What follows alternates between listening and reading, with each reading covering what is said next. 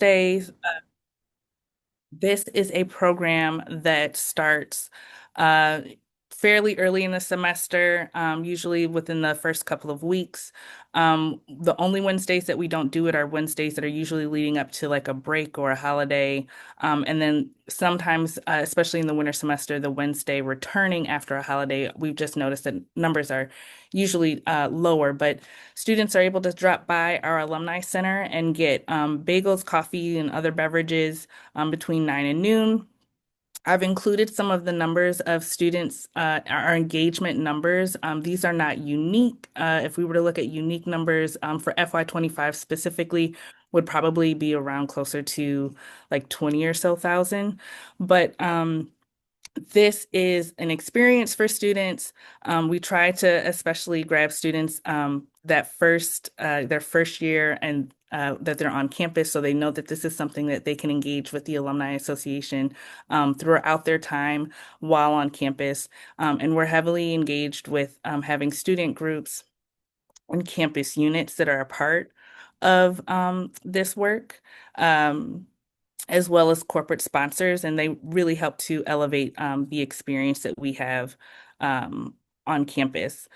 Um, the next event that we do is Forever Go Blue Bash, and this has historically, will be this coming April for this next academic year will be our fourth year doing it. It has been a graduation celebration for all students that are graduating. Um, and so usually students will receive a 1 year free membership when they attend, and also like a free senior gift. The past couple of years we've done keychains. But it's a really fun event. It's supposed to be similar to a block party. We do a lot of partnering with campus units as well, especially units who might not necessarily have the resources or the attendance that they might be looking for some of their graduation celebrations. And so by partnering, they're able to have a space on campus or on Ingalls Mall where we have this event. And they're able to pass out like cores for their students. They're able to also help us in collaborating and helping us to provide some of the vendors as well. So they're able to be campus partners in terms of a sponsor um, area as well. And it has been successful in the last few years, even with some of the years having bad weather. We usually average anywhere between 12 to 1,400 students that we're going to open it up to all students going forward, so that as it's starting to become a tradition on campus, so that all students can kind of celebrate the end of the year, and we'll still offer those free kind of gifts to our graduating students. And it will also open the door for additional units to participate, who were looking for a more inclusive experience for their students. And this just kind of goes into some of the information that I was talking about previously for Welcome Wednesdays. So we had six paid corporate sponsors. Some of those included Kroger, and some of those experiences that I talked about looked like flu clinics. They would provide donuts on like National Donut Day that would fall on a Welcome Wednesday. We would have different trade agreements. So sometimes for uh, them being there again, they would bring different items, whether it be food items or like breakfast bars or things like that that we could use for not only Welcome Wednesdays but like other events. There was also United Dairy. We did ice cream bars and cereal bars throughout Welcome Wednesdays. Those are just some of the numbers of our other partnerships that we had as well. And then really what helps to drive our uh, engagement with our students with these events is just our student ambassador program. They're kind of a key factor in making sure that we're successful, and then looking at focus groups and surveys and data to kind of help us with our decision making as well. And then challenges that we navigate, well, we have a beautiful new space, but our building capacity is limiting as our engagement continues to grow with our students. And so Um, and also, I would say, as we continue to increase our engagement numbers, the cost of things, especially for events like Welcome Wednesdays and Forever Go Blue Bash, where food is a big part of that. As we have food trucks and things of that nature for Forever Go Blue Bash, that is something that we have to take into consideration, and how we'll be able to be scalable in future years to consider our students.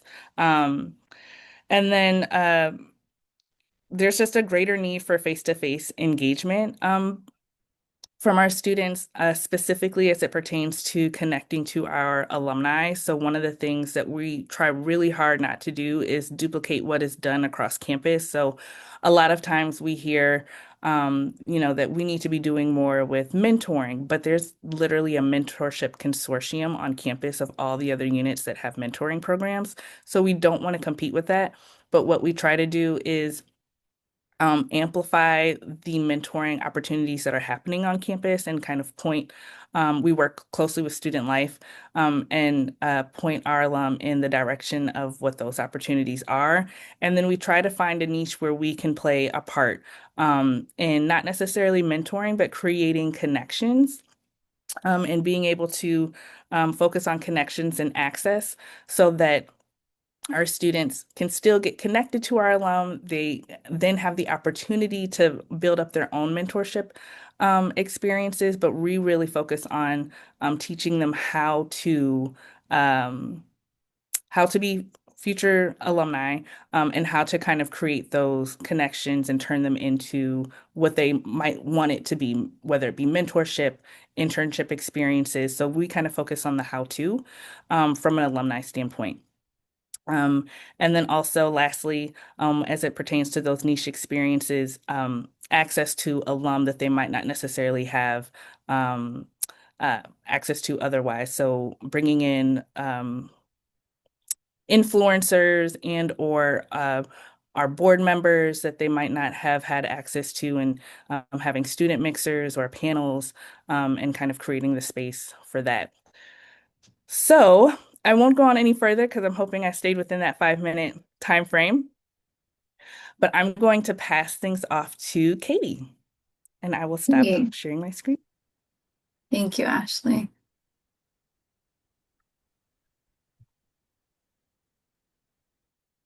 Okay, I'll go ahead and get started. So my name is Katie Moyer. My pronouns are she, her, and I'm the Associate Director of Student and Young Alumni Engagement here at University of Delaware. I've worked in higher education for a total of 8 years, 6 of which have been at University of Delaware. Out of those 6 years, 2.5 of them have been on the alumni engagement team doing the work of student and young alumni engagement. So here is a org chart specifically of our alumni engagement team. And so we are led by Lauren Simeone, our Associate Vice President of the Alumni Engagement, specifically my supervisor being the Senior Director of Alumni Engagement, who directly supervises everyone over to the right-hand column. I specifically work on student and young alumni engagement. My colleague Leslie Lungard works with our regional programs as well as Sam. Ashley Ridler works for our regional and affinity groups, and we also currently have a vacant position within our office of alumni engagement. So one of the standout programs that we have here at UD is our bucket list. So the bucket list is a perfect way to share UD traditions for staying connected and building the common bond of Blue Hens Forever. And so the components of it are there's 20 items on the blue side of the bucket list, and there's 16 items for seniors to do and alumni to do on the gold side. And this is all sponsored by our Office of Development and Alumni Relations, as well as the Student Alumni Ambassadors. And so I have a quick video that the Student Alumni Ambassadors put together to kind of showcase what our bucket list is about.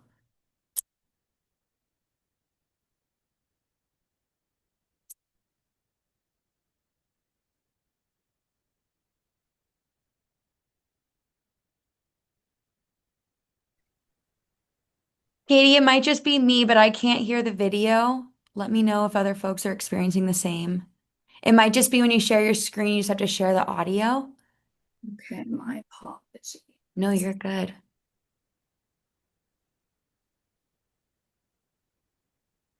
It only gives me the button to share. It doesn't give me the button to share with audio. Maybe Oh, include the video in the link in the is Zoom chat too. this okay, this might work. Let me know. Can you hear it? Perfect. Hi, my name is Marissa, and I'm the Vice President of Outreach for UD Student Alumni Ambassadors. Come join me and the rest of the Student Alumni Ambassadors in checking off your bucket list. Rob Hugh Morris's nose. Find the solar system on campus. Visit the U Dairy Creamery. Get involved. Join RSO Greek Life Or join UDSIA. Read the review. or listen to WVUD. And this is the little ball. Visit the Go Hen sign or the Blue Hen statue. Attend a student performance.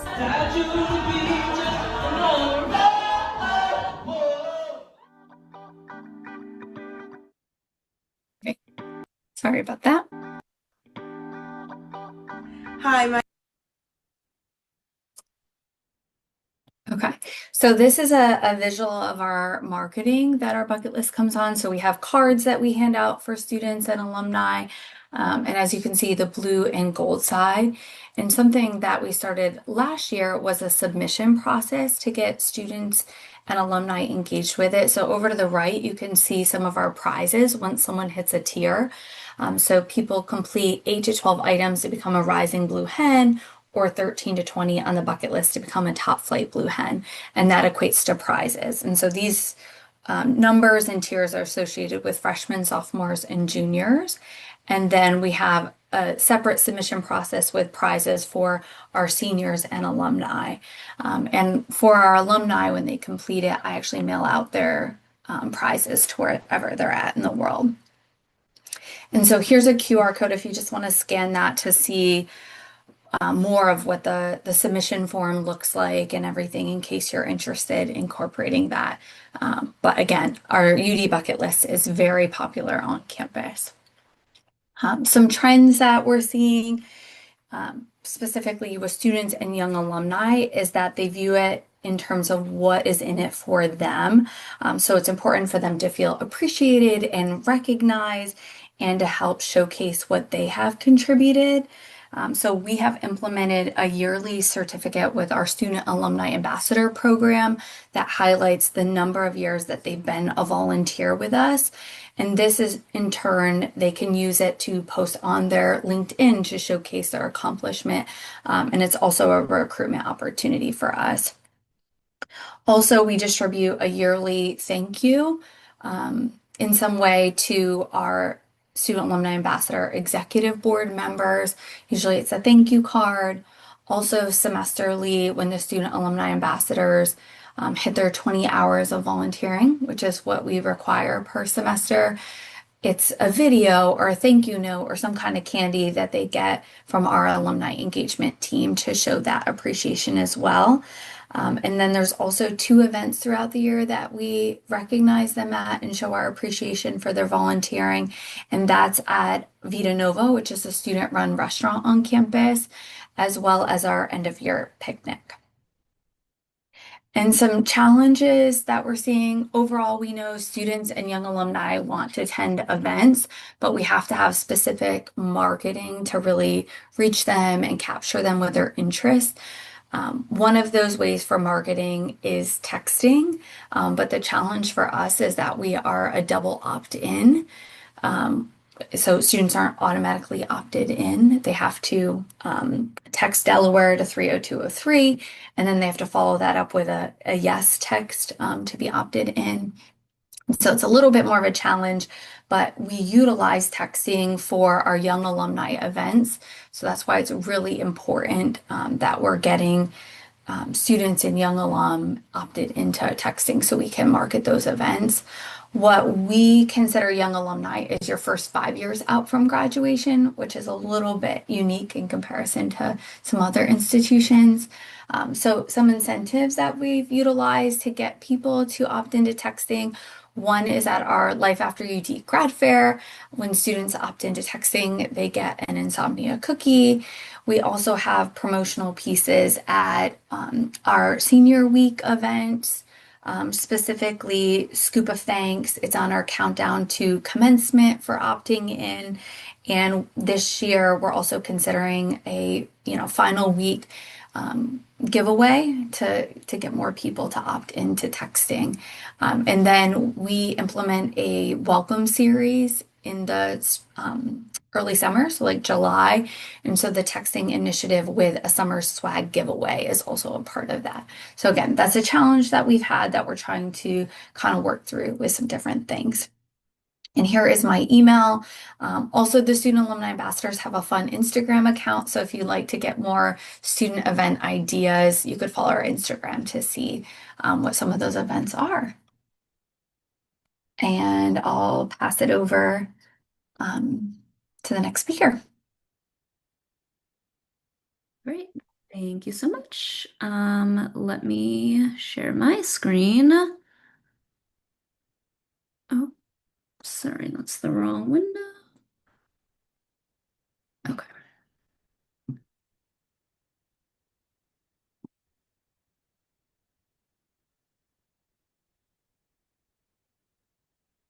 Okay, that should be good. All right, we're gonna go ahead and get started. So hello everyone, my name is Jessica Lee. I am with the University of Maryland in College Park, and I am the Director of Engagement and Outreach at the University of Maryland Alumni Association. I have been in the student affairs higher ed space for about 11 years, particularly for university relations / alumni association work. About half of that, so about 5 years now. And I'm excited to share a little bit more about some of the programs that we do. I also come from a student affairs background, so I did my master's also at the University of Maryland and went to the University of Maryland. So I have pretty much been here through and through. So you could probably say I'm a little biased to the school. And I'm also going to try to keep to the 5 minute count. So just a little bit more about the University of Maryland for those that may not be familiar. So we have about 30,000 undergraduate students and about 10,000 graduate students on our campus. We are a decentralized campus, so oftentimes that could be a great thing, but that could also be some challenges associated with that. And we are a public land grant institution as well. As far as our alumni association, so we operate under our University Relations Division, and we have about 31 full-time staff members working on the Alumni Association team. That's broken down into these three sub-teams. So engagement and outreach, which is our AEO team, strategic initiatives, as well as our operations. And so I am situated on our engagement and outreach team. So that includes events, career programs, student engagement, which is the bucket that I oversee, along with my program manager that I supervise, Rose. And then we also have our volunteer and affinity / network boards. That's kind of the makeup of how our alumni association is broken out. And so we embarked on a alumni association strategic plan a few years ago. And so one of the 4 pillars that we have in that plan is to engage every student from day one. So a lot of the programs that we run here at the University of Maryland often start from when students are admitted or they're even interested in the University of Maryland. So for the purposes of this presentation, I'm going to talk about one of these things in each of these buckets. Just some quick highlights of really successful programs that have worked for us. So the first one is our Turf for Life postcard campaign. So this is a really great initiative because it not only engages our prospective students and admitted students, but it also gives an opportunity for alums to participate as well. So this is a postcard campaign where we have alums writing handwritten notes to admitted students, encouraging them to attend Maryland, welcoming them to the University of Maryland. So this is a collaborative effort between our unit as well as our admissions office on campus.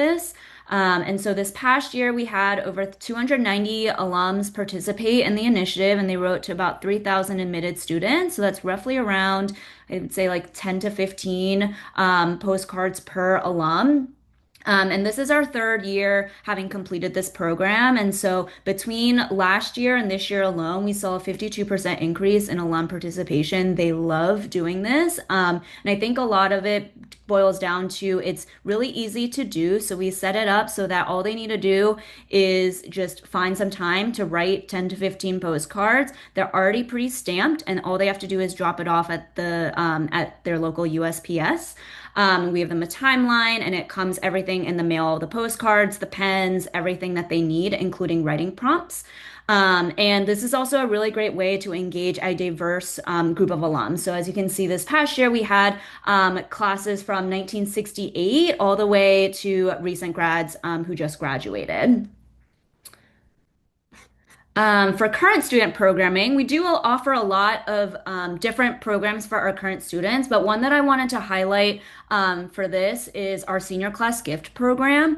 And so for this, we encourage graduating students, so that includes undergrad and grad students, to give an optional $10 donation. And the way we run it is we run it through their regalia purchase. So when they go to purchase either online or in store for their graduation regalia, they have the option of picking a package that also includes that $10 donation.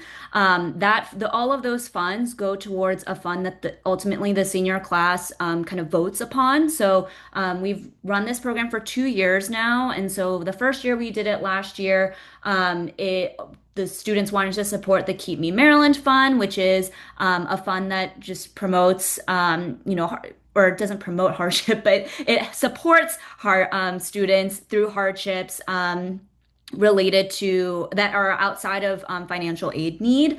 And so the first year we had over 1,000 students participate, and they were able to raise close to $11,000, which is pretty exciting for us. And then with that, we also had two kind of major events for graduating students. So our Leave Your Legacy event, which is our champagne toast, that is a rollout to just introduce the concept of the senior class gift.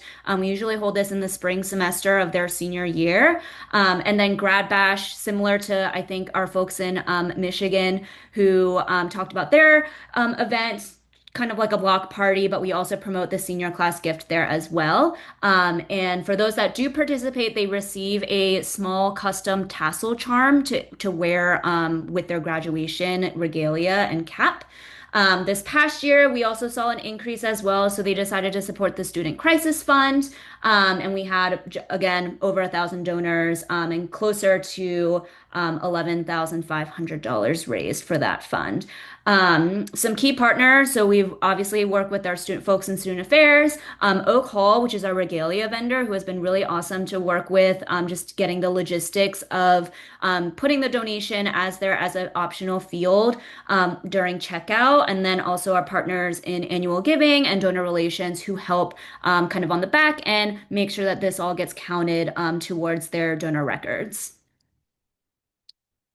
Okay, and then lastly for alum year one / recent grad. So this is a newer-ish space for us. We kind of pressed pause on it for a while during COVID and a few years after, but we're starting to reinvigorate our kind of recent grad programming. And so last year we started an alum year one email communication strategy. So this was a monthly newsletter that went to all of the graduates within that first year. So for this past year, it was class of 2024. And so they would receive a monthly email in their inbox that just highlights some of our existing programs. If relevant, we offered promo codes for different events because we are a members-based organization. So we often have different pricing for members versus non-members. And the biggest thing for this strategy was that we worked with annual giving and some of our other campus units to ensure that for the first 6 months post-graduation, these alums were not getting any type of solicitation. So they weren't getting asked for Giving Tuesday donations. They weren't getting asked for membership, sponsor-related emails that we send. And that is really to encourage our recent grads, particularly in this alum year one unit, to really take advantage of the resources. And, the number one complaint, and I'm sure many of the folks on this call who work with recent grads know that the number one complaint we get is that they are immediately asked for money, and then that's an immediate turnoff, and they want to unsubscribe from all of our emails. So in order to avoid that, we worked with our partners there to make sure that they are not getting solicited for anything within that 6 months post graduation. And then I also wanted to note here in the little images down below, subject lines matter. So I'll talk a little bit about that with like the trends and things that I've seen. But having catchy subject lines, things that are quote unquote trending. I referenced Brett Summer last year. I talked about holding space when Wicked was really big. And so being able to find subtle ways to relate to this particular audience has been immensely helpful with not only our open rates, but just our general engagement on these communications. And sometimes that is way harder than it seems. Sometimes I'm sitting there, and the hardest part about sending an email is figuring out a subject line that resonates with recent grads. So for us, also, we are interpreting recent grads as also 5 years out. So for this upcoming year, we're going to focus on class 2020 to 2025. And then I'm not going to go through everything on here. I'm assuming the slides and stuff or the recording will be sent out, and I'm happy to send this link over. But last week I was actually presenting at a Big Ten Alumni Relations Conference with a few folks, and these are just some tips that we put together for folks that are working in the student/recent grad space of things to consider, when it comes to programming for your audiences, communicating to them, empowering student leaders. So I will send out this link. It's a PDF of this exact document, but I wanted to highlight that as some takeaways that I've seen when it comes to working with students. And my favorite one on this list is number 3, which is working smarter and not harder. I think several folks on this call have talked about, there's a lot of folks on this campus that work with students, and we are all trying to program for our students. And so how do you foster connections? How do you collaborate with other campus units? So there aren't like 20 different mentoring programs happening on campus, because that also gets overwhelming for our students to know that there are so many different things.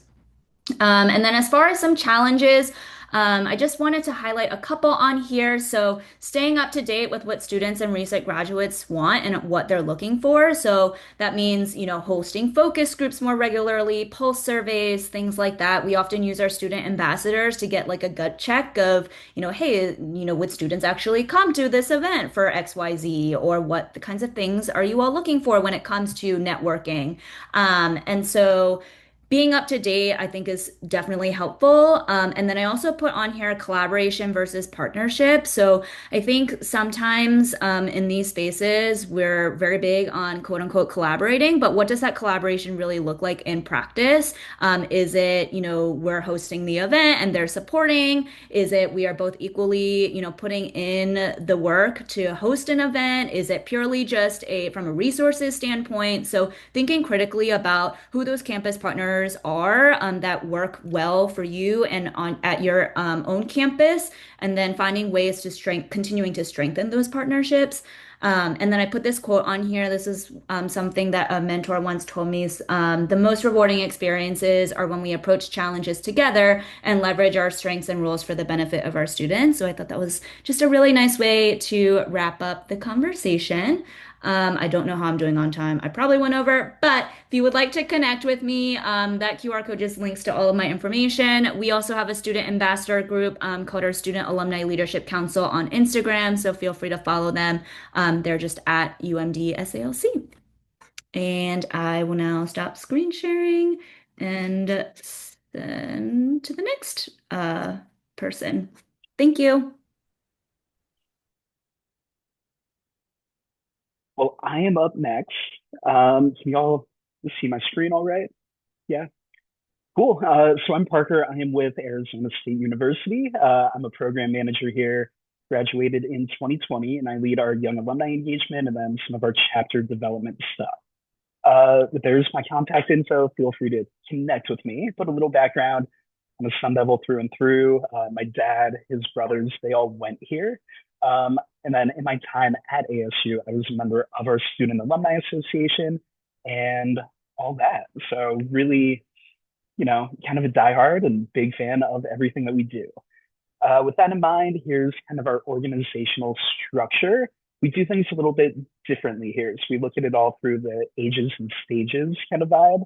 So we have a student programs team. They're a team of two. They do great work running our Student Alumni Association, a few formal medallion scholarship programs, and a few other things. And then our young alumni kind of category, I'm kind of a one-man team on this side, running really everything for alumni 35 years and under. That also turns into our pipeline for the chapter network and then all of our other affinity-based things. So we have an affinity team that runs like our generations program, our leadership institute, and a few others. Then our events team, they do a great job with game day and other items there. With all that in mind, a little context. Our young alumni program is super young. We've really only been running it for 3.5 years. Before that, we had a young alumni chapter. They were all volunteer led. They mostly ran social things. And during the pandemic, they really fell off the radar. So when I came into this role, we really had to build it from scratch. We're still in that kind of scaling phase. So with that in mind, we kind of started small. We wanted to host our summer mixer, really kind of lean into grad season, figure out how we can, bring people in before they get away. So this has turned into one of our signature events. We do it the Monday right after graduation, before everyone kind of heads off into their careers, their new lives as alumni. So with this, we invite athletics, career services, and other sponsors when applicable. We do it at a alumni-owned brewery. It's a great space, and it's free for all young alumni. This year, we bought out the entire venue. We had about 400 people there, which was really phenomenal for us. Next year, we're hoping that we will blow that out of the water, and we're going to do it more like block party style in front of our alumni building. Going hand in hand with this and making that first impression, we have an onboarding series with, what's it called? Onboarding series with our outreach hub. They manage all of our university communications. So it's really a 5-month journey that they send. We have a few plugs in that. We also wrap that up with a formal welcome to the Alumni Association vibe. We're not a membership-based org, so it's really all about engagement. Beyond that, we did start texting this year. That was really huge, and it really got us in front of our graduates. So we shared our mixer invite and then ways to engage after that. The next thing, a really strong point of us, is our Young Alumni Council. This is going on year 3, but like their main goal is to create those grassroots connections in Maricopa County.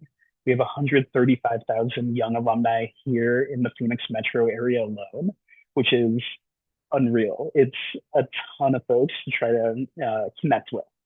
So we now have 18 members on that. They host monthly events and really support us. And they're really emblematic of our ASU community. We have people from all 4 campuses and ASU online.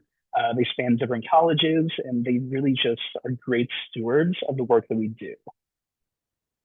The final piece, kind of programmatic cornerstone, if you will, is staying on their calendar. We operate our events in kind of 3 main buckets. So one of them is community driven. A lot of folks, they want to meet other Sun Devils. They want to stay connected. We do that through socials. We did a brewery tour a while back. We hosted a pickleball tournament and really just try to lean into trendy things here to stay in front of them. We also do professional and mentorship things, but we're not recreating the wheel here. We're trying to create little micro moments that catalyze connection further down the line and really amplify our partners with career services. A lot of the individual colleges run their own mentorship programs. So yeah, these are micro oriented things. We're not doing anything more than that. And then volunteerism. Service is huge. Our young alumni want to give back and they want to support the communities that they live in. So every year now we go hang holiday lights for all of our neighbors, elderly neighbors here in Tempe. We support, food pantries. We had a supply drive for a local animal shelter recently. And these are all just really resonant with our community overall. Some trends and lessons learned. Communication preferences, they're evolving. Instagram's our main driver on social media, but LinkedIn is super critical too. Um, I'm lucky enough that our digital marketing team actually took on our social media platforms this year. So we've seen a ton of growth and a ton of improved activity there. Emails are also losing their efficacy. They're not as efficient as they used to be. And text is our new frontier. So we'll see how that goes. Varied programming is another thing that we're really mindful of. With nearly 700,000 young alumni overall, we can't connect with everyone, but we can do our best to. And then football success. This is more for like all of y'all with like smaller schools, maybe not a football program. The success there does translate to more pride in ASU overall, but our younger alumni are not super keen on football and athletics. So we're really trying to broaden the range of what we do there. And then attendance. Even though we have a massive young alumni base, we've only connected and hosted about 2,000 young alumni through our events. Scaling's a big thing, but we found, and I was at a conference recently and they shared this phrase and it really clicked with me. Young alumni come and go as they please. They'll come for an event, they won't see anything on the calendar that really clicks with them, and then they'll go off the grid for 6, 8 months and then come right back when they have something more up their alley. Um, Hopefully I'm doing okay on time, but a few challenges. Institution size, we're a major player here at the university, but there are so many other silos that we have to work with. So we're continuing to break those down, relying on symbiotic partnerships to really champion that success. Then we're getting creative in how we approach each campus and each silo in our own ecosystem here. The other thing, connecting to chapters and really kind of building those pipelines. Our chapter leadership, they're way older than 35, and they really don't connect with our young alumni. So we're rolling out welcome to the city kind of templates in a few select markets, Dallas, Fort Worth, Denver, Southern California. Those are where our people are going. And then scaling, again, 135,000 young alumni in and near Phoenix, another 100,000 elsewhere. So we're trying to virtual programs, running social media contests and other things to try and get them engaged and keep them connected. That is everything that I had. Again, feel free to connect with me. I am happy to share and I could yap about this for ages. I will pass it on off, I think, to Ryan. Hi, everyone. I see some familiar faces, you beautiful people. I hope everyone's having a good day. I'm going to figure out how to share my screen, even though we all do it every other day. Can I get a thumbs up if this is cool? Awesome. I will acknowledge my computer crashed this morning, and so I had to frantically re kind of make this in a span of an hour. So I apologize if it's less pictures and more words, but I will do my best to do us justice. But my name is Ryan Edmonds. I'm with the University of Kansas here in Lawrence, Kansas. Lawrence is about 40 minutes due west of Kansas City. I know there are some Taylor and Travis fans out there, so you can give me a big whoop whoop. So majority of our alumni do live in the Kansas City metro area. So we are a smaller college town. This is our beautiful building. The brick building is our original Adams Alumni Center. And then in the beginning of 2023, we expanded to what is now called the Jayhawk Welcome Center, which is the nicer portion off to the left, but then we renovated the indoors of the Adams Alumni Center. I emphasize that because we are not the only department housed in our complex, the Jayhawk Welcome Center. Our KU admissions team is also housed in here because there was a strong emphasis on some of our enrollment management division and us as the Alumni Association to have a stronger partnership of what we call the life cycle of a Jayhawk. So how we are touching our audiences from start to finish. And so this is Our complex is where prospective students from middle school and high school come to take their tours. And this is where alumni come back to return for events and such. So we always really kind of use the tagline, you start and end your Jayhawk journey in our building. And that was a huge emphasis we wanted to do. And I just like to call it out because it's pretty. Who am I? I thought pictures of my animals were honestly more people would rather see than myself. So, but I'm the assistant director of student programs. I did not go to KU. Shocker. I grew up in the Kansas City area, so KU is not new to me by any means. But I went to NC State in 2019 and then University of South Carolina for my master's in education in 2021. But I came to KU in 2021 and I was doing new student orientation and then came over to the Alumni Association in 23. So I'm within my third year in the alumni realm, but been with campus for about 4 going on 5 years. Under my umbrella, everything's from, I always say my range is middle school students to age 30, really kind of falls under my network. I'm kind of one of one right now, but everything from student engagement. So all of our student programming, our student leaders, our young alumni efforts. So how we look at commencement, our commencement campaign, and any kind of young alumni volunteers that are under 30. We do 99.9% of homecoming for KU, and that falls under me. So I have a separate homecoming steering committee that comprises of about 35 staff, faculty, and students who oversee the planning of homecoming from marketing, programming, and community outreach.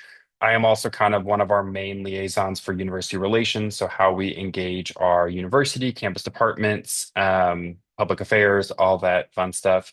And then a lot of this area, we do have our own marketing team, but a lot of our area, I do a lot of the copyrighted content curating, creating newsletters. We have different newsletters for these populations.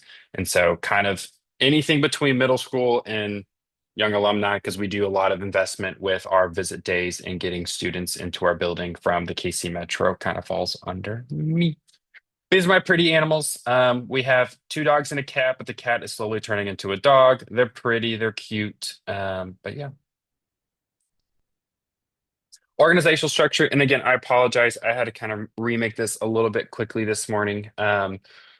We are a little bit different. Instead of a traditional organizational chart, we really try to funnel all of our projects, programs, and initiatives into 3 functional areas between engagement, operations, and revenue, mainly because there are so many of us within our association that overlap with programs, projects, initiatives, that trying to have a very linear structure wasn't really doing us a lot of work. Yes, we all have your traditional managers, supervisors, your chain of command. But myself, a lot of us have our projects that fit into each of these areas. So I have projects that are within engagement, I have projects that are within operations, and same thing with revenue. And a lot of what this does is this really not only encourages autonomy across the organization, it also opens up a lot of opportunities for collaboration and shared programs and projects. And so it's really cool. I can say that I have a different project with almost every other staff member. But as an association for our structure, we are independent to KU. We are our own 501(c)(3). We do receive a small amount of state funding, but we are not state employees. So we are completely separate, but we have a lot of shared services, huge partnership with our foundation. They are also their own separate entity to both us and main campus. So both us and our foundation, all 3 units have their own HR, marketing, benefits, all that fun stuff. But we have shared technology, shared positions, shared engagement programs. So it's kind of cool to see all of our entities just have different strategic plans, but a lot of overlap in shared services, which make us really work in unison, which is awesome. We are also, I guess, from a population standpoint, we are about 400,000 living alumni globally. Our biggest network is in Kansas City, with about half of that, about 200,000. I believe the statistic is 93%. It could be wrong, but I believe 93% of graduates stay within the Midwest, and I believe about 70% of that is within the state of Kansas alone. Not including Kansas City. But Kansas City as a whole metro, that is obviously our largest area. In KU, we have 6 campuses across the state. We have a medical center that is in Kansas City, and then we have satellite campuses in Salina, Wichita, Edwards, and Fort Leavenworth. Highlight and standout programs. I'm not going to read these all word for word. I will drop links to our website because a lot of this information is shared. But from the student early engagement, our three, what we're kind of tried and true known for is firstly, our student alumni network. This was formerly the Student Alumni Association. We used to be a paid membership model from the early 70s into, I think, 2005 is when we switched. And that just essentially changed name to the Student Alumni Network. So it's non-dues.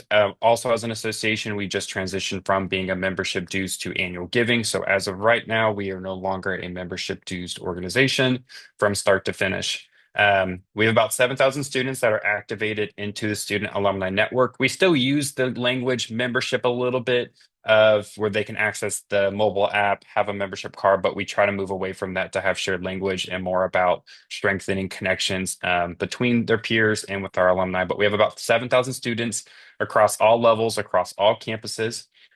We do have a reoccurring email newsletter. That part of it goes out monthly, but then we do kind of standalone to kind of pull out pieces. That's where a lot of our marketing and recruitment and information is shared through. And we do about 50 plus events throughout the academic year just for the Student Alumni Network. So this is anywhere from small events for 20 to 30 students to some of our large scale events that bring in about 1,500 to 2,000 students uniquely. One of my favorite little babies is our Student Alumni Ambassador Program. This is something that I kind of was brought into within my role to really restructure and reshape. So this has kind of been like my thing that I've started and finished with. I'm really proud of. But it is used to be our Student Alumni Leadership Board. Then it was a Student Alumni Endowment Board because part of the shared service we have with our foundation is that we absorb their responsibilities to do that they have with their old student board. And so we essentially combined into one. And then through that, we restructured into what is now the Student Alumni Ambassador. It is a leadership development program with a curriculum that I have developed. It is a 24-week program, 12 in the fall, 12 in the spring. They meet weekly for 1.5 hours. We have a cohort of 32 coming in for the fall. We more than doubled from last year.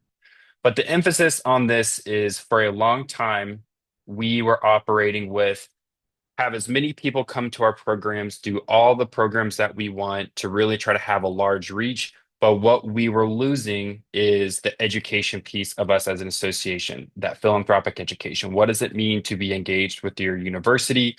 What is that culture and connection that you want to maintain versus maybe coming to an event, getting a food item, and then maybe walking away, but not having that brand recognition? And so we really wanted to center a lot of our programming around more qualitative approaches. And so this was one of these efforts instead of really trying to lean into a large scale, just they're just doing events every week. We really wanted to round out like you are going to be an ambassador of our association and the university. And so it's a 3-part program where they do professional development.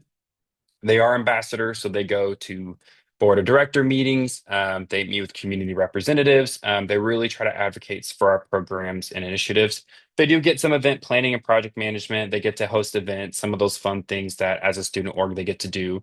But we really try to balance out that professional development because the long-term goal is that these are highly engaged alumni and future donors who have a very, very deep connection to us. And we also do a one-on-one matching with an alumni as a mentor who was a former student leader of us anywhere from the 70s to graduating last year. And then lastly, our Jayhawk Career Network. It's an umbrella program for all career-based programs. We're mostly known for our K Mentoring Plus platform, has about 16,000 users. It's about 50-50 with students and non-students. This is where a lot of the passive mentoring, you've probably heard some other universities talk about a mentoring platform or where they facilitate that. We house that platform and we work with a lot of campus units to have more dedicated one-on-one matching programs like the one we have for SAA. And then we have a mocktail domingo series. It has about 150 attendants each. The goal of this is to partner with our career center to bring alumni back into our space and to practice networking with students. And that was an asset we also were able to go sell. And so this became a revenue generating opportunity too. Beautiful pictures. From top right is our student leadership dinner, where we bring in about 100, 120 student leaders. Bottom right is our mocktails and mingle. The middle is my beautiful student alumni ambassadors on the football field, which goes into the top left where they were awarding a faculty award in front of it. And then the bottom left is we do a class of 2025 banner for our end of year programming called Jayhawk Send Off. So just some visuals since my computer decided not to like me this morning. Trends and lessons will kind of connect to challenges navigated. So I'll go, oh, apologies. I'll kind of go it all at once. You'll probably hear it a lot, and I'm honestly, it's really awesome to see a lot of YouTubers kind of take a similar stance. Please do not reinvent the wheel. We are very similar. There's different organizations across campus that program, do different events, programs. Really find what makes unique to you that is separate from other campus departments, whether that's awards and recognition, access to certain projects or opportunities, or the resources you have. One really quick example that we do is this up in the top left, this faculty award. There is only one faculty teaching award across KU's campus that is student led, nominated, evaluated, and awarded. And we just have happened to have had it. And so that is something uniquely that we heavily lean into. So I would rather route resources, funds, and whatnot to this particular program than maybe having duplicative programs that other units are doing across campus. So I think for one thing I always share with universities is please try to find what is unique to you, what makes you stand out from the crowd that you can funnel your resources into. For young alumni, we are also new into this. This is the newest part of my role. We are probably in year 2 of trying to form our young alumni engagement.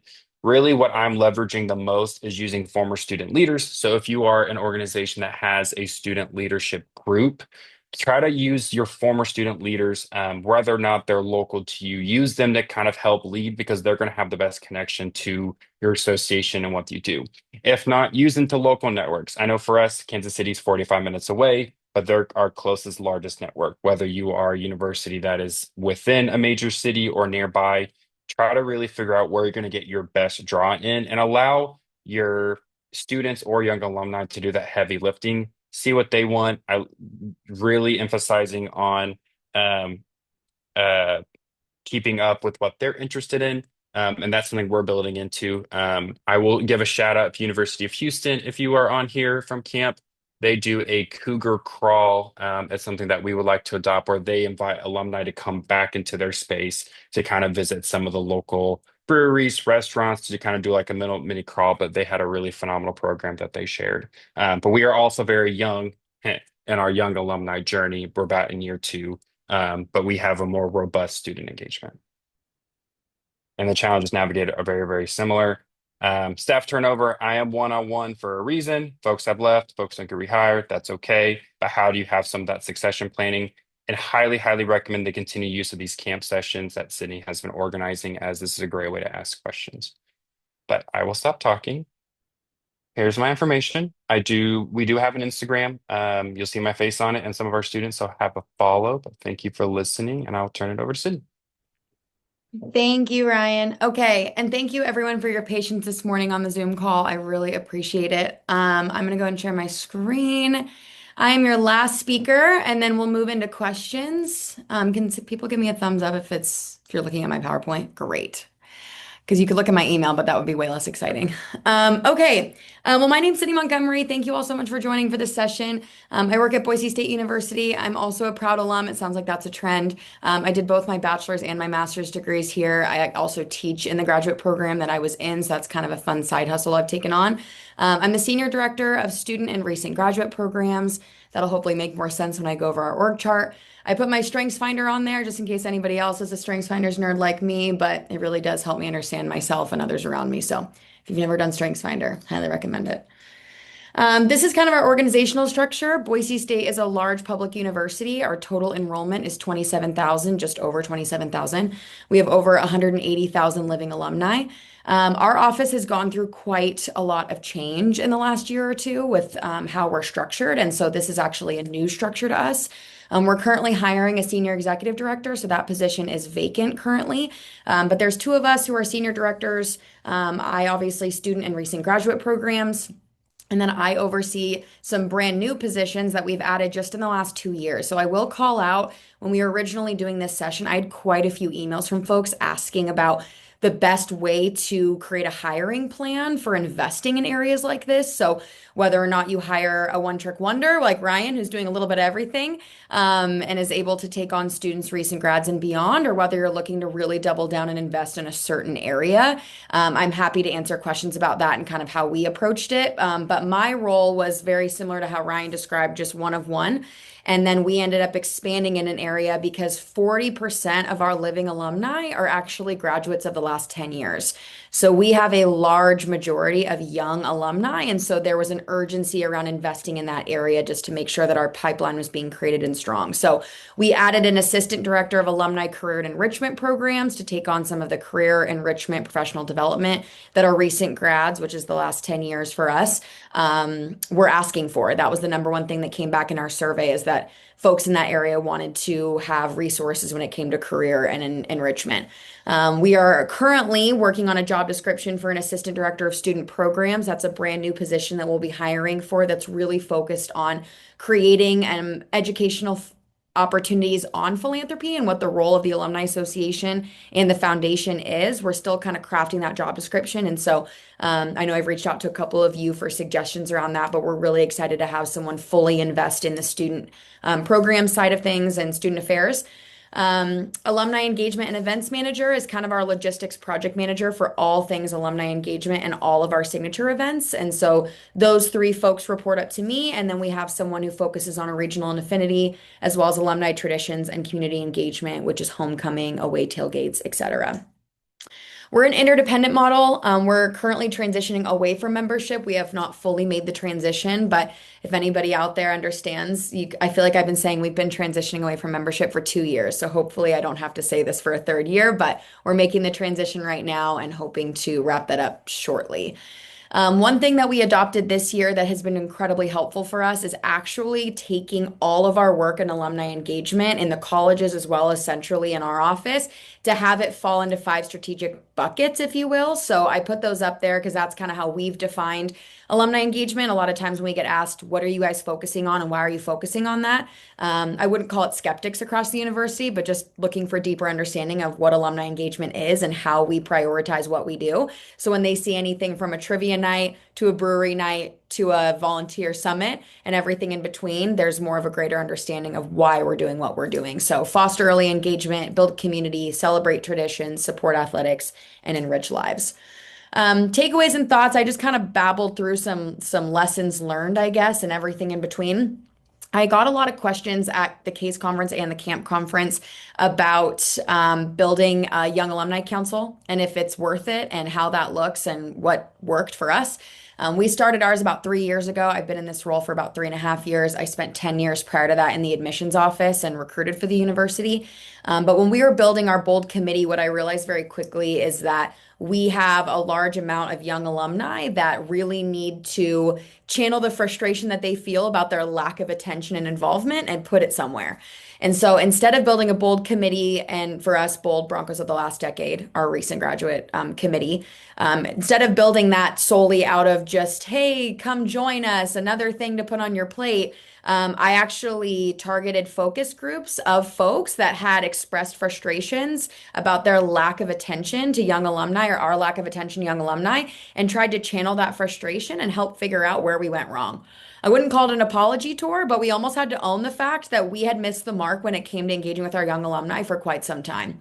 And so instead of volunteer asking, like, come join us, which, you kind of feel like you're screaming into the ether with no response, I had really targeted focus groups that said, hey, tell us what we're doing wrong and what you think we could be doing better. And literally put that in the marketing campaign for the focus groups and had an incredible amount of people reach out. That was 3 years ago. We now have 30 folks on our committee. We've retained over 25 of them over the last 2 years, which has been incredible. But I'm going to call that advice that you're asking for your playbook. Young alumni want to be asked their opinion. They have a lot of thoughts and they want to tell you exactly how to do it and what you're doing wrong. It's nothing to be scared of. It's not a challenge. I actually think they're giving you the answers to the test, so why not use them? I kind of joke it's the study guide or your recruitment tool for your council. Pull up a seat to your recent grads in the spheres of influence and see it as a positive, and see what room for improvement you have, because as generations evolve, we're always going to be needing to get ahead of that if we can. What's working now is already not working. And so we have to be able to be prepared to pivot in what we're doing with those councils. But once you can build a council of folks that you feel like you can depend on, it really is the best source of information for how you can stay ahead of the curve and ahead of the trends. I graduated from Boise State in 2016, which is really not that long ago. And I already feel like there's times where I feel outdated when it comes to what our recent grads are looking for. So it's important to stay ahead of it if you can. My next kind of thought or lesson is enrollment trends. Recruitment for the university that you work for and enrollment is all of our work, and it directly informs your engagement strategies, your regional engagement, and beyond. If you're looking at your admissions trends and you're like, wow, we've seen a 20% increase in students coming from the state of Washington to Boise State, you have to imagine in 4 to 5 years, you need to pay attention to that when you're thinking about your regional programming and where your graduates might end up. Whether or not they're going to stay in your community, because that's a trend for you. I know Parker and I share that in common. ASU and Boise State, they stay really locally a lot of the time just because the opportunities they find here. But it doesn't mean that that's not going to inform what strategies you have with engagement, your regional strategies, etc. So I highly recommend, if you don't already get like key data from your enrollment at your university from your admissions office, to ask for that and schedule a strategy meeting with your team around those trends to kind of be aware of what you're going to see, especially when it comes to your recent grads, because it will help inform kind of where they're coming from, what they know, and then you can compare it to those students in the past. Um, I talk about tradition versus trailblazing. I think it's important to realize, at least for us, there's a lot of schools that, I get great ideas from that have really deep tradition. They're long-standing universities that have been around for a very long time. Boise State was a junior college in 1932. We didn't become a university until the 70s. And so we're actually quite young. And so the idea of having this deep-rooted tradition just isn't in the fabric of our university the same as other folks. And so I like to say, no matter where you are in that pendulum, if you're a newer university, if you find you don't have a ton of tradition, or whether you're somebody that has a lot of tradition, but maybe it's something that you wish that you could change, but people are so stuck in it that there's no way of moving that needle. Know where you've been, how to honor it, but also how to move forward, because your recent grads are going to move forward with or without you.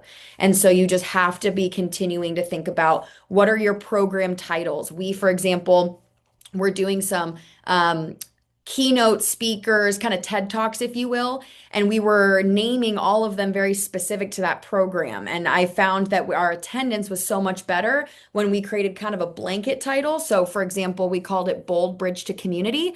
And now everything that is a TED Talk or a speaker, an alumni speaker, a business that's coming to talk about anything from financial literacy to the home buying process, instead of naming it Financial Literacy Webinar, which may not get as much excitement as you think it should, it's important to put it into a brand identity that students and recent graduates can connect with, regardless of the topic.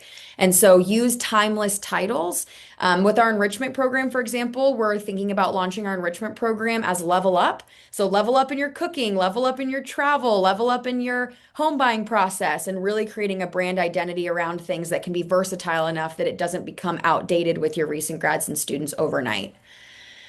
Some programs that I'll highlight quickly. We have about 700 bold alumni that work at the university. So we have a lot of recent grads that stay and work at the university, which has been really exciting. So we launched a program called Skip a Sip, where we hire a local coffee shop that's incredibly popular with that community. They bring a coffee cart and serve all sorts of fun treats. And we host it the week before school starts, where it's kind of our way to gather all of our recent grads that work at the university and say, thank you for spending your time, talent, and energy to work for the university that we all know and love, and kind of kick off the school year in a way where a lot of them are about to open up residence halls, and a lot of them work in student affairs, and they're about to be student facing. And it's a very stressful couple of weeks when school starts for those folks. So it's important for us to be the ones to kind of fuel them up, thank them, and steward them before they might have even made a gift. I don't think it's a bad idea to kind of make sure you're getting in front of them and letting them know, like, hey, we're here for you. We see you and we appreciate you. So we serve the coffee for free. They can get their vanilla latte. We give them a really unique kind of coffee mug that they can take and they get their coffee served in. And then we give them some sort of unique desk item that they can collect over the years. So we have anything from tissue boxes, We last year we had the coffee cups. We have door hangers this year that people can hang on their doors that say proud Boise State alumni works here to show students and staff and faculty that they are a graduate. And those have been very, very popular. We have about 600 staff and faculty that come to this event. And so that's been an incredible event for us, and honestly, a really cost effective one and a really easy lift. Another one is we have a lot of bold graduates who have launched kind of passion projects or businesses. So this one's a picture of a recent grad group that's called Death, Taxes, and Trivia.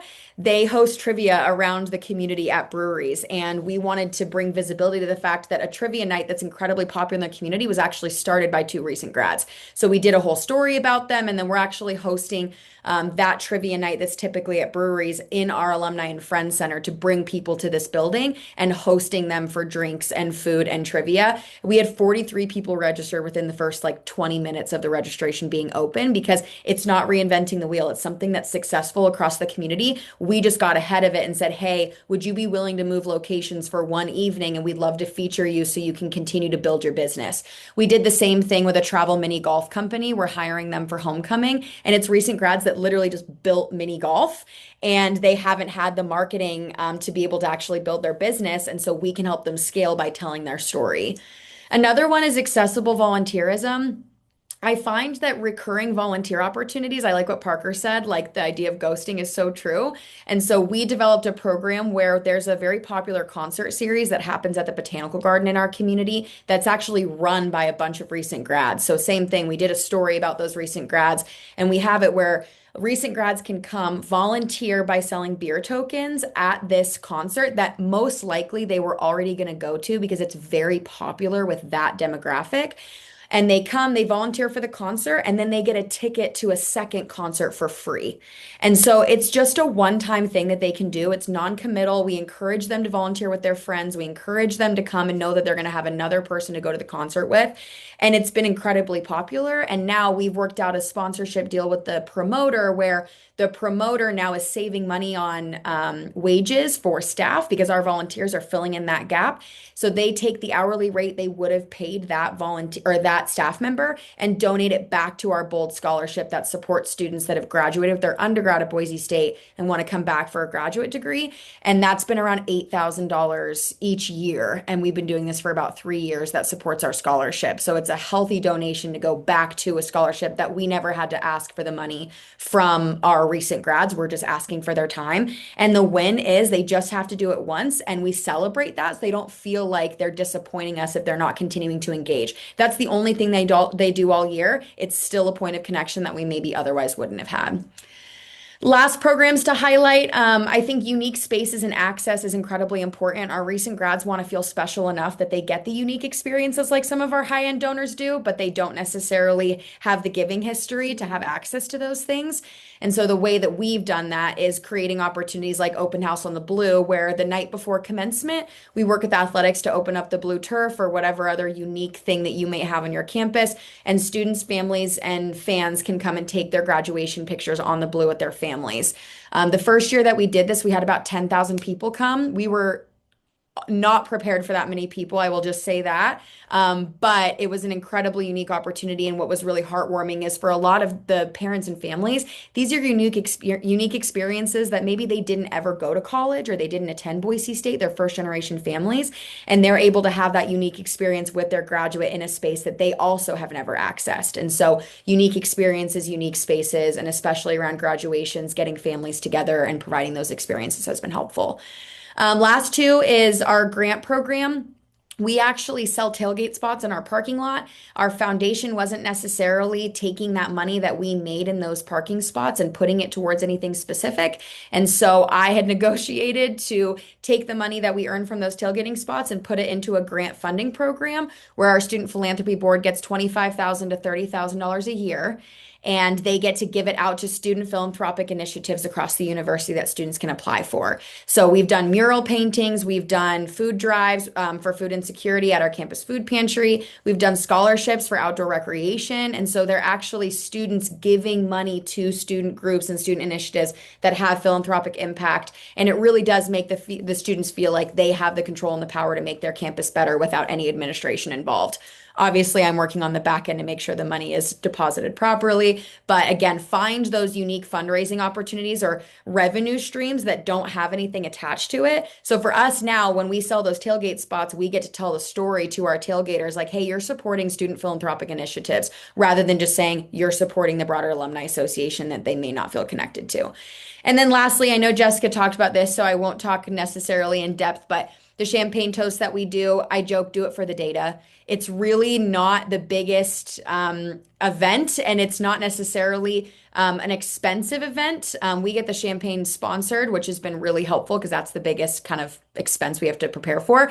But the data that we get from this event is worth every penny. So if you're thinking about doing a program like this, I know Central Florida does like a last first day of school brunch, whatever makes sense for you. The data that we get from our recent grads to come to this event to get this commemorative champagne flute and a zipper pull that we give them to put on their regalia has been absolutely worth the program. And if you're looking for ways to convince your leadership that champagne with students is doable, I promise you there's many of us that can talk to you about how to make that happen. In closing, trends, challenges, lesson learned, the three ways that I'll just briefly put it. Create short-term commitments. Don't make anything too long-term and committal because this group, especially recent grads, are not very committal. Digital first communication is incredibly important. I know Parker talked about that so eloquently, so I think everything he said I just echoes. And then for me, the theme for this next year that I'm trying to bridge to all of our campus partners when it talks about working with our recent graduates is celebrating small wins loudly. By posting a story about the mini golf or about the trivia and that these are recent grads that just wanted to do something unique and being able to amplify that story doesn't take much from us, but does everything for them. And so I think it's really important to celebrate those stories, those small wins that maybe aren't giving related because that group isn't necessarily giving at a high capacity or high level, but broadening them to be shareable in their professional development circles, like on LinkedIn, Instagram, etc., has been incredibly helpful for us. So celebrating small wins loudly. And that's my last slide. I know we've got about 10-ish minutes, so I'm just going to pause there, invite our speakers back and allow folks to answer questions. I'm going to stop sharing my screen.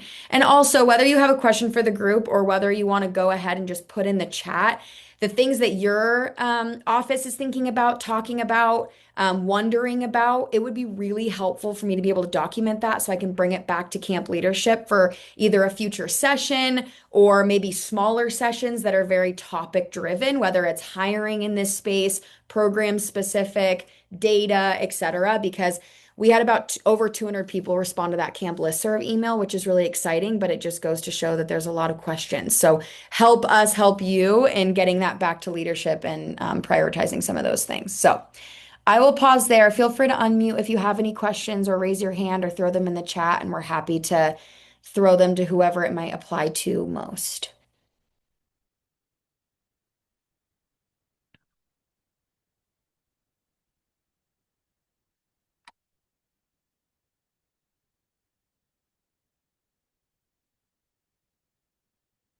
I feel like I should have had background music. Thank you, Ryan. Yeah, that's super helpful. It's also a good reminder too. I put that in the chat a couple times, but I did create that Google sheet that I think will be really hopefully helpful to connect with folks that maybe are from similar institutions, you have questions for that you want to connect with, and also just have a better line of sight of if they focus on students or recent grads or what have you. So hopefully that's helpful, and I'll throw that in the chat one more time just in case you didn't see it. And I'll have our presenters put their slides in there as well, if able, so that way if you want to refer back to any of those, you absolutely can. So I just threw that in the chat again. Another thing in that sheet, I'll put a section for questions or topics that you're interested in. And so if you have very hyper specific questions that you're hoping to get answered about students or young alumni, it'd be nice to see, like I said, those trends so we can create more sessions that are more specific than broad. So I'll have an opportunity for you guys to put them in there as well in case this might not be the best forum. But hopefully it gives you some good ideas. We'll hang around for a couple minutes, but thank you all so much for coming. We really appreciate it. And thank you for the speakers that were willing to do this. I know it's a busy time getting ready for the school year. So thank you, everybody. And we'll hang around if there's any other questions. We'll watch the chat too. So thank you so much.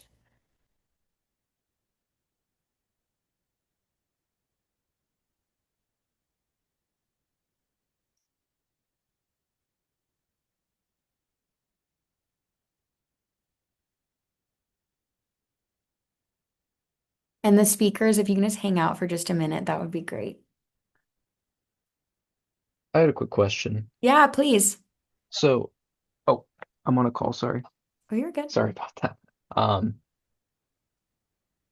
how are you guys? So, for the accessible volunteerism, so you had brought up that you have an opportunity with the campus concert where you're able to advertise. What else are you guys doing for like low commitment volunteer opportunities throughout the year? Because that's where we are really showing low numbers in our metrics is, and it's not that they're not willing to volunteer, it's just we don't have as many volunteer opportunities advertised out to them.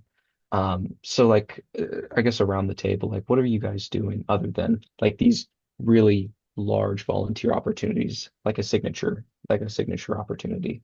That's a great question. The other things that we've been doing and what helped us is not necessarily creating our own unique volunteer opportunities, but lifting up the like commitments and opportunities that the Boise community is advertising for and then filling those gaps. So we have a Boise Young Professionals group that the Chamber of Commerce runs, and they literally have a whole department where they work with nonprofits to determine like volunteer opportunities in the community that are in high need. So we just monitor those opportunities and then advertise them and promote those opportunities with our alumni to push our alumni to fill the gap in our community. Whereas if we're trying to reinvent the wheel with creating our own opportunities, I find that we have way lower attendance. We're actually launching a day of service where we're literally doing a 1 day initiative in the community where we're going to have 10 different volunteer sites that are with local nonprofits that are in need of volunteers and just promoting our alumni to help them. So it might not go back hand in hand to helping support Boise State on our campus or with a volunteer opportunity, but it's helping our community, which at the end of the day, we want our alumni to be involved in the community just as much as they want us involved in our community. So it lifts us both up. But I would say don't reinvent the wheel with your own opportunities, just elevate the ones around you that are already being prioritized. You'll have better attendance typically and less pressure on your own team to do that. But I know Parker does quite a bit, so I might turn it to him. Yeah, I want to second everything that you said, Sydney, but then kind of reiterate if you have any like leadership, lean into what they're involved in. So many nonprofits, they have their own opportunities you see to piggyback off of. And out of my like young alumni council leaders, I think over half of them had their own other experiences with other nonprofits. So they're all passionate about something, and tapping into that makes it really easy to rely on that network to maintain those grassroots connections and get people there. Yeah, again, don't reinvent the wheel.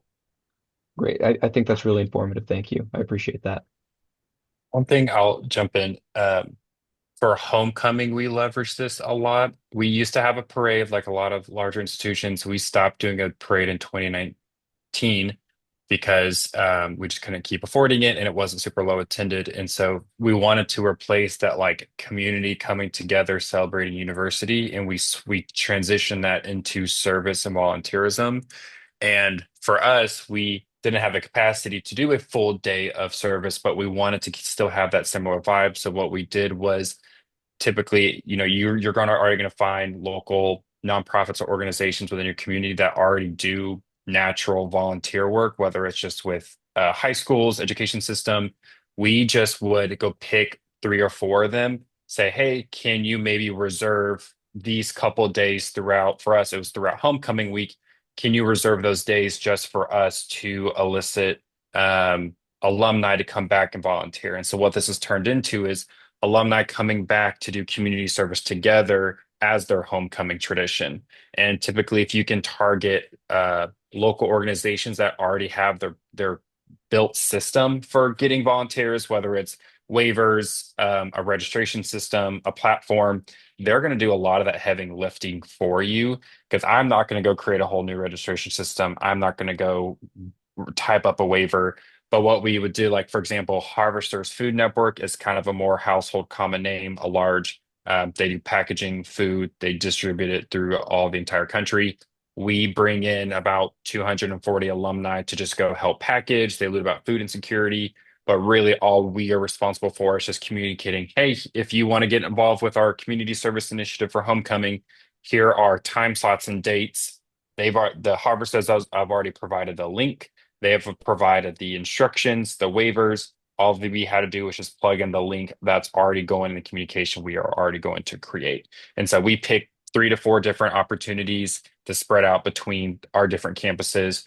But I wanted to offer that because that was a lower lift, just because I would love to do a day of service. That's something we've always long time wanted to do, but we don't have the capacity to gather people, bus them, work with different sites. But you can try to use organizations that already have a pre-built system, I think that's a if that's fantastic helpful. idea. No, absolutely. It's really helpful.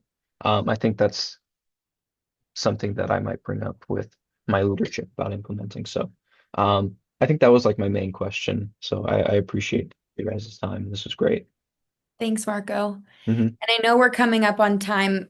We got about 2 minutes. So if folks that are hanging around, if you guys have questions we weren't able to answer, feel free to just throw them in the chat or put them in that sheet, and then we can get it back to this group and email you with any responses and hopefully continue sessions after this. So, and then speakers, thank you so much for doing this. I appreciate it so much. I can't tell you how many emails. Well, number one, I got because Zoom was just not doing it for me this morning, and there's nothing more embarrassing than when that happens. So I'm like, thank you everyone for your patience.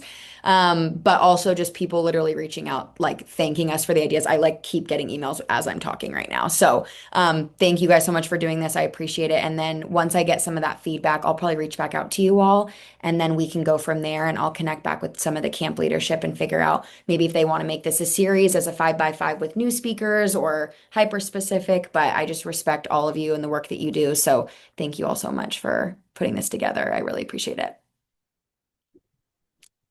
Thanks, Sydney. Thank you. Thank you.